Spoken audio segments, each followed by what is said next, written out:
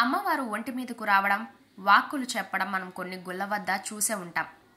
అయితే కొంతమంది తమ తమ ఇళ్ల వద్దే పూనకంతో ఊగిపోతూ ఇప్పుడు వాక్కులు చెబుతున్నారు. అలానే పశ్చిమ గోదావరి జిల్లా పాలకొల్లులో స్థానికంగా ఉండే ఓ మహిళకు అమ్మవారు ఒంటి మీదకు వచ్చి గ్రామ శివారు చెరువు వద్ద దేవత విగ్రహం ఉన్నట్లు చెప్పింది. దీంతో ఆమె చెప్పిన రామయ్య హాలు ప్రాంతంలో ఓ నీటి గుంతలో వెతక్క అమ్మవారి విగ్రహం కనిపించింది. దీంతో అందరూ ఆశ్చర్యపోయారు. విగ్రహాన్ని స్థానికులు బయటకు తీశారు. మహిళలు పెద్ద ఎత్తున అక్కడికి వచ్చి విగ్రహాన్ని శుభ్రం చేసి పూజలు చేశారు.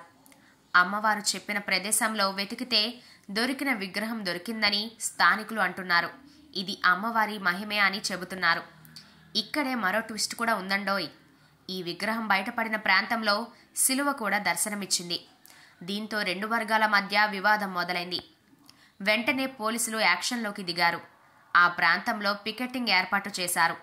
ఎలాంటి గొడవలు జరగకుండా, శాంతి భద్రతలకు విఘాతం కలగకుండా పోలీస్ బలగాలు మోహరించాయి. అయితే అమ్మవారి విగ్రహాన్ని తమకు తిరిగి అప్పగిస్తే చిన్న గుడి కట్టి పూజలు చేసుకుంటామని రామయ్య హాలు ప్రాంత మహిళలు పాలకోలు ఎమ్మెల్యే నిమ్మల రామానాయుడుకి కలిసి విన్నవించుకున్నారు. మొత్తానికి విగ్రహం వివాదం పాలకొల్లులో హాట్ టాపిక్ అయింది.